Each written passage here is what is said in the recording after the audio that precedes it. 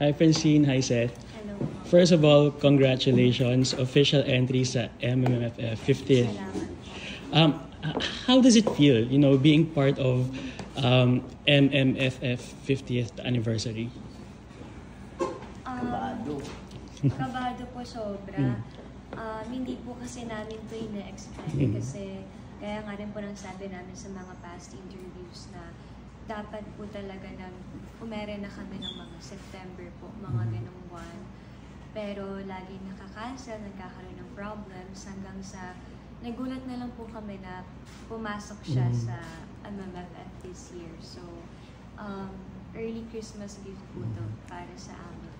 During the announcement of the official entry, what was your first reaction?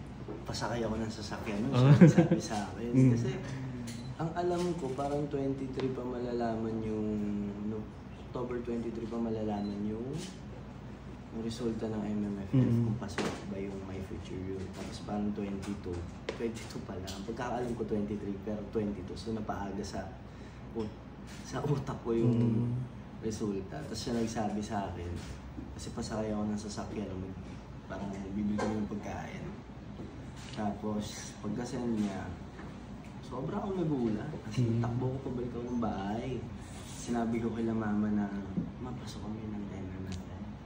Tapos yun, sobrang papasalamat ako. Tinayuan ako ng balayibo. Tapos yun, kami nag-usap dalawa. So Shane, ikaw yung una naka-receive ng message. What was your reaction? Actually, hindi po talaga naka-receive ng Post. message. Nakita ko din po sa Instagram. Sa social media mo lang nakita? Yes, opo. Tapos, akala ko, parang namamalikmata lang ako kasi hindi ko naman din po ina-expect na ipapasok nila at nakakapasok kami. So, grabe, una kong tinawagan nun, una ko siyang chinan, pero yun nga kasi paalas siya. Tapos, una kong tinawagan yung ate ko. Tapos sigaw ako ng sigaw, ganyan. Bakit si ate? Kasi po, kami yung magka-call noon. Tapos, nung pagkababa ko, para kasi maliligo na ako, biglang may nag-pop up sa screen ng phone ko na tinag kami ng Regal. Wow. Tapos, biglang pagka-click ko, ayun na siya, na official entry ng MMFF. So, grabe lang po. Parang, sobrang mixed emotions din ako. Pero mas sumisigaw ko, tsaka mas tumata. Pero pang ilang MMF nyo to? First po film. namin. First nyo? Pareho kayong first. film. Wow, so it's going to be memorable for you. Let's talk about your character, Lex and Karen. What do you like about your character? Ano siya, nakaka-relate ako sa kanya in a way na pareho kaming ate. Nakikita ko rin yung sarili ko sa kanya, yung pagiging ate niya, yung pagka-independent niya bilang kapatid at anak. Dito po kasi young adults na rin yung mga characters namin eh. So medyo different din po talaga sa mga na-play namin characters before na talagang bata, mas pa super sweet. Ngayon mas malaking responsibility and mas seryoso yung pag-play namin sa mga characters namin dito. But yun po, si Karenina kasi ano siya may actually strong siya talaga na babae at independent siya, pero also kailangan din niya ng masasanda. So yun yung mga twist ng characters and sa story na. Ako naman si Lex, si Alexander. Yung pinakagusto ko kay Alexander yung yung parang sa pamilya, kumpleto yung pagmamahal. Kontento si Alexander sa pagmamahal ng isang pamilya. And para sa akin kasi, excuse me. para kasi sa akin, bilang sarili ko, nagmamatter talaga sa akin yung pagmamahal ng pamilya. Kahit man hindi kumpleto, kahit man nasa malayo yung isang membro ng family, hindi yun hadlang para para hindi mo maiparamdam yung pagmamahal. So, ang pagmamahal, naniniwala na andito lang siya. Hindi siya nawawala kahit sa ano pang lugar dito sa Earth, kahit sa labas ng Earth, sa buong universe, merong love. Hindi yun nawawala.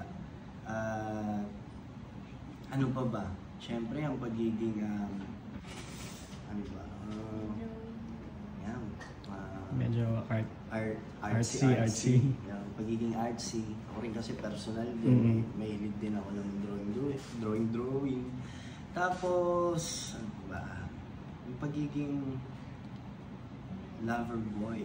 Yung gagawin yung hanggang sa parang asan yung limit ng pagmamahal. Ikaw ba personally, do you consider yourself as a lover boy? Yes. Yeah. So, I heard you were handpicked for this particular project. How does it feel that you're being entrusted with this kind of project ng Regal? Siyempre po, bukod sa grateful po kami, nakakakaba rin po.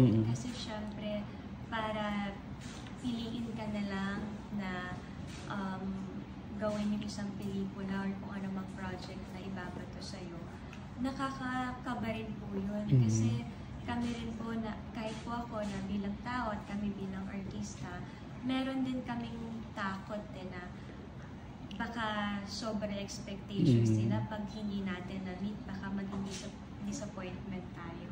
Kaya po, lahat ng best namin, lahat ng kaya namin at pwede namin gawin, binuhos po namin dito. Kasi ayaw naming masayang yung tiwala. Ayaw naming masayang yung lahat din ng pagod na mga kasama namin. Seth, do you feel the same way? Opo. At saka yun nga, dahil kauna-unahan namin itong pelikula. Nakagawa na kami iWan. Pressure talaga. Diba? Digital. Nakagawa na kami. Pero ito, sinihan to.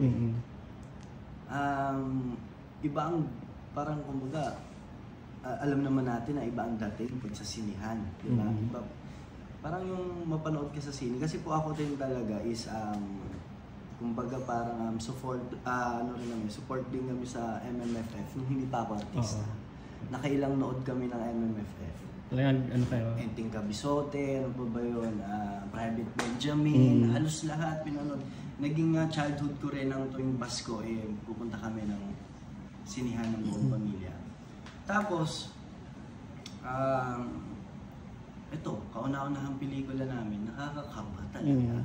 Pressure din ba na yung ibang entries talagang bigatin din Parang yes, ang lalaking artista yan. Kumbaga, hindi rin biro po yung mga ibang kalahok, ibang parte ng MMFF, ibang entry rin. So, yun pa, di ba? Kumbaga, una na nga natin to, syempre, alam natin na mahigpit pa yung yung competition. Dahil at siguro, mas kilatis ang tao, di ba? Mas titignan ng tao. Kumbaga, ito yung magiging isa sa mga portfolio namin bilang artista. Parang in the future, anong kauna-unahang movie ng Francine? babalikan yung project na to. Let's talk about you as a love team. What do you like about each other? First, as a person, and second, as an actor. Let's start with you. As a person, kay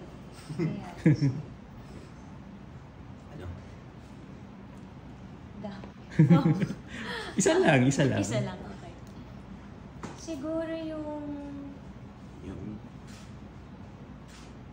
pagiging niya, sobrang mabait. Pero hindi rin maganda minsan kasi nagtitake advantage ng ibang tao. Pero isa sa mga gusto ko sa kanya bilang tao, si Seth na din. Yun Pero talaga. as an actor, what do you like about him? Gusto ko yung dedication niya sa ginagawa niya. Hindi niya, kahit pa sabihin niya paglaruan niya yung character niya, alam niya yung ginagawa niya. So, walang tama, mali pag umarte siya kasi alam niya yung sinimulan niya, alam niya yung ginagawa niya, alam niya paano niya tatapusin. Dedicated siya sa kung ano mang gawin niya sa characters na pinoportray. Set your turn. Tsaka galing siya mag-adlib. Wow. Ako, gusto ko bilang Francine, bilang Chin, yung pagiging masayahin niya. Mhm.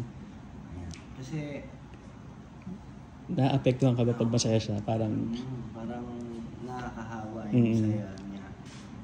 And yung pagiging maalalahanin, yung pagiging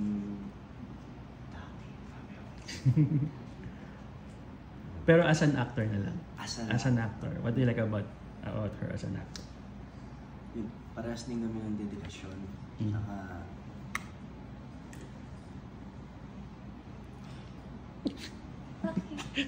wala, gusto ko siya kasama eh. Yes, I know. Gusto ko pagiging ano niya, sa trabaho namin kasi lagi siyang nagpapaalala sa akin. Lagi niya akong, kumbaga, alam niyang kaya ko, pero sasabihin niya pa rin yung ikakabuti para sa akin. And yun yung isa sa mga pinakagusto ko bilang katrabaho ko, bilang siya yung kapartner. Alright.